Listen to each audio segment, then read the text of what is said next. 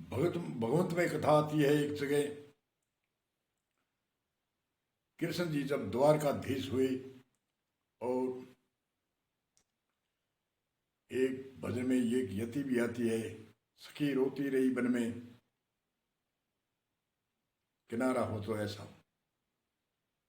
गए जब छोड़ गोकुल को, नहीं फिर लौट कर आए कृष्ण जी, सखी रोती रही बन में, किनारा हो तो ऐसा हो। तो उद्धव जी एक बड़े वेदांत के ज्ञानी थे, ब्रह्म ज्ञानी थे, और वेदांत के आधार पर जिज्ञासुओं को, मुमुक्षुओं को समझाते थे। वेदांत में ऐसे कहा है, वेदांत ज्ञान में ऐसे है।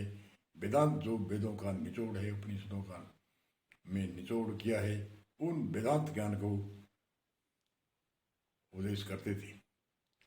और ज्ञानी के सूक्ष्म अहंकार हो सकता है, हो जाता है, ये कोई अनोखी बात नहीं, क्योंकि जैसे मैं जानता हूँ ऐसे और नहीं जानते। कुछ न कुछ सूक्ष्म अहंकार हो जाता है, इसलिए उस अहंकार की निवृत्ति करने के लिए कृष्ण जी ने एक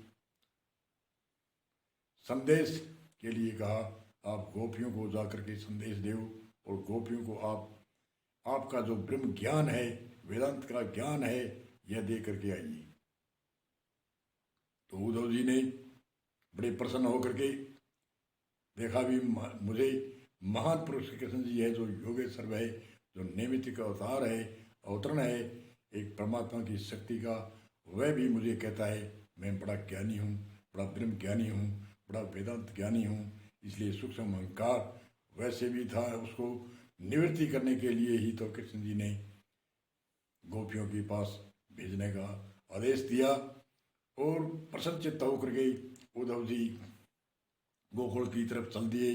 उस समय जैसी भी यात्रा थी वैसे यात्रा की, और गोकुल में जाकर के गोपियों को कहा, अरे आप तो कृष्ण कृष्ण करती हो, मैं आपको आओ आँख मीच कर मैं आपको साधना बताता हूँ, और आपको ध्यान करने की एक विधि विधान बताता हूँ, और आप ध्यान से देखो और कृष्ण जी के दर्शन करो। ऐसे करना है, यम नेम आसन प्राणायाम प्रत्याहार धारणा ध्यान आदि समाधि लगेगी, और विवेक वैराग मुमुक्षुता सम दम सदा समाधान उपराम प्रतीक्षा आदि ये ज्ञान योग की साधना बताता हूँ, और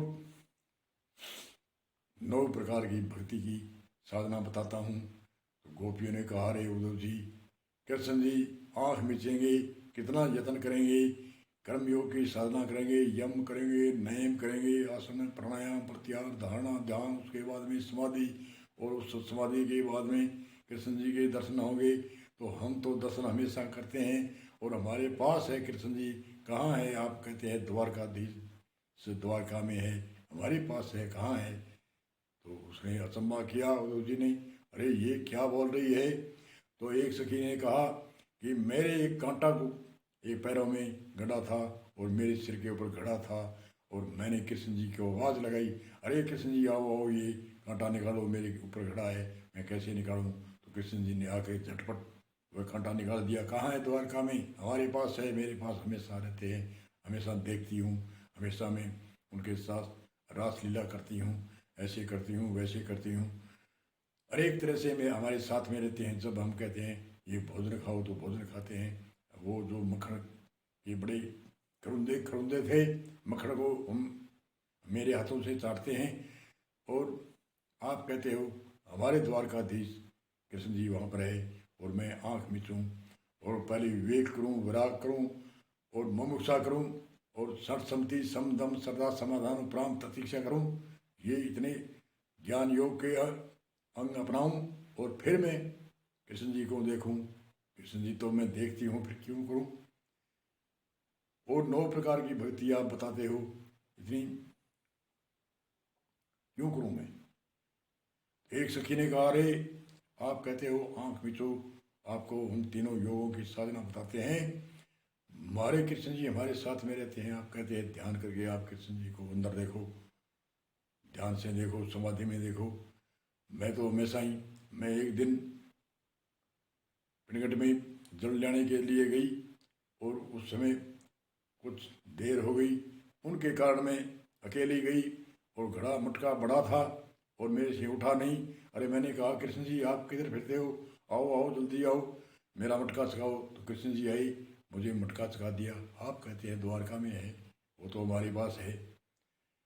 कोई सखी ने कैसे कहा, परंतु अनेक जितनी भी सखियाँ आई, सभी सखियों ने कहा, अरे कहाँ है कृष्ण जी, द्वारका हमारे पास रहता है। हम जैसे उसको रोजाना खिलाते हैं, खुआते हैं, पिलाते हैं, साथ रखते हैं, जो हम कोई आवाज़ देते हैं तो भाग कर आता है।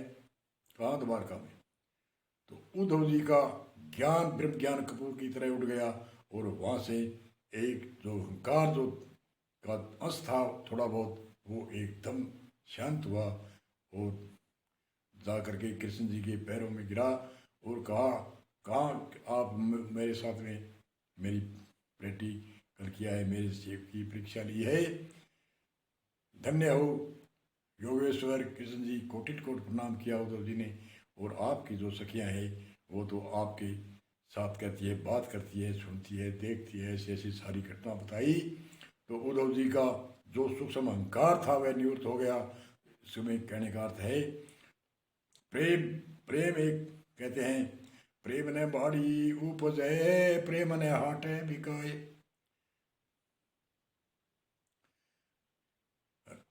प्रेम ने बाड़ी उपजे, प्रेम ने हाटे बिकाए। राम राम सब ही कवे, ठग ठाक करे ओरे चोर। राम राम सब ही कवे, ठग ठाक करे ओरे चोर। प्रेम बिनारी जय नहीं, नागर नंदे किशोर। राम राम सब ही कवे, ठग ठाक करे ओरे चोर। प्रेम बिनारी जय नहीं, नागर नंदे किशोर। अनेक तरह की ऋषि मुनियों ने प्रेम की गाथा गाई है। मारो बालो भूखो सह प्रेम हो, नथी देखे आचार विचार है। आचार विचार नहीं देखता।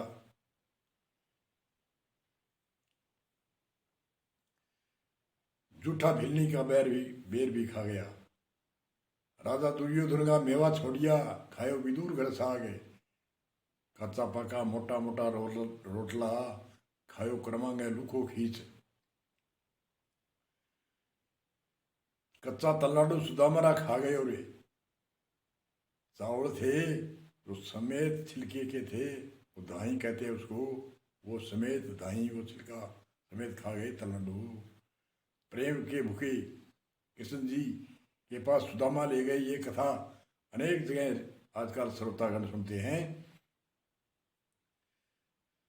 खाने पीने की इसको कोई परवाह नहीं रही, ये तो त्रिलोकी का नाथ।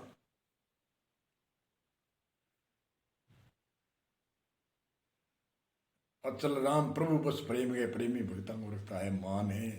और बोलो भूको है प्रेम को से। विदुर जी का जो सूक्ष्म अहंकार था ब्रह्म ज्ञान का, जो वेदांत ज्ञान का, उसकी एक थोड़ा सा सूक्ष्म अहंकार था कि मैं जानता हूँ। आजकल ज्ञानियों के यही एक सूक्ष्म अहंकार है। इसकी निवृत्ति के लिए ऋषि मुनियों ने बार बार 5 प्रयोजन ऋषि मुनियों के होते हैं, उनको अपनाने के लिए आदेश करते हैं। 5 प्रयोजन ऋषि मुनि अपनाते हैं। 5 प्रयोजन सहित जो ऋषि रहता है उनके सूक्ष्म अहंकार रंच मात्र भी नहीं रहता। और वो ऋषि मुनि जो ब्रह्मविद्त है, ब्रह्म रूप है, ताकि वाणी वेद की तुल्य है, ब्रह्म निष्ठेवान है, गुरु श्रोत्रियवान है, महान पुरुष श्रोत्रियवान है। वेद शास्त्र उपनिषद आदि इतिहास है, उनको एक शब्दार्थ से और शब्द कोश के अर्थ से, डिक्शनरी के अर्थ से, जो ऐसा अर्थ जो सुआ अर्थ, जो फड़ीवट ज्ञान न हो, सीधा ज्ञान हो, अर्थ समझा के जो जिज्ञासुओं को संबोधन करते हैं, उपदेश देते हैं, उनसे कल्याण होता है। जो आज कल के पाखंडधारी भेखधारी जो कहते हैं, अरे वहाँ ऊपरवाला, अरे कहाँ ऊपरवाला, कैसे है ऊपरवाला। ऊपरवाला है तो मनुष्य का बार बार कहते हैं, मनुष्य जन्म दुर्लभ है और मनुष्य शरीर में आकर के साधना करके अंतरिक्ष गमन करके ही परमात्मा की प्राप्ति कर सकते हैं। घट में ईश्वर दूर खोजते, इसलिए जन्म मरेला। जो जन हरि को दूर बतावे, 84 भूतेला। हरि को दूर बताते हैं वो 84 भूतेला। घट में ईश्वर दूर खोजते इसलिए जन्म मरेला, जो जन हरि ने दूर बतावे 84 भूतेला। कर सतसंग खोज घट भीतरे, और खोजिया खबर पड़ेला। धाम करे और तीर्थ नहावे, पत्थर जाए पूजेला। गोता खाकर घर में आवे, ईश्वर नहीं मिलेला। कहाँ है ईश्वर? कोई कहते ऊपर है, कोई कहते इधर जाओ, कोई कहते इधर जाओ। कहाँ? इधर धोख मारो। अरे क्या धोख बनाते हो? घट में ईश्वर दूर खोजते इसलिए जन्म मरेला, जो जन हरि ने दूर बतावे इसलिए जन्म मरेला। कर सत्संग खोज घट भीतरे, और खोजिया खबर पड़ेला। अंदर खोजो घट में ईश्वर है, तो क्यों बाहर ढमके के मारते हो? ठीक है, ऋषि मुनियों की जो त्याग तपस्या से जहाँ साधना करी थी वहाँ तीर्थ स्थान है, वहाँ कोई धाम है, वहाँ स्थान है, उनको नमस्कार करो, उनको धन्यवाद करो, उनको कोटिन कोट प्रणाम करो, पर तो उसमें वहीं पर ही लिप्त रहना, अतिरिक्त ध्यान नहीं करना, अतिरिक्त साधना नहीं करना, योग साधना नहीं करना, कर्म योग की साधना नहीं करना, ज्ञान योग की साधना नहीं करना, प्रेम भक्ति नहीं करना। जैसे उद्धव जी ने ज्ञान दिया था, और उद्धव जी से सरल ज्ञान और ध्यान करने का तरीका एक गोपियों का प्रेम से, एक प्रेम योग में ही मंत्र योग, लय योग, प्रेम योग आदि आदि अनेक तरह की ऋषि मुनि साधना बताते हैं। तो इसलिए इन्हीं सूत्रों को यही विराम देते हैं। आगे सुखदेव मुनि की कथा क्या कहती है राजा परीक्षित को? बोलो जय श्री राम, जय श्री राम, जय कृष्णा, जय कृष्ण।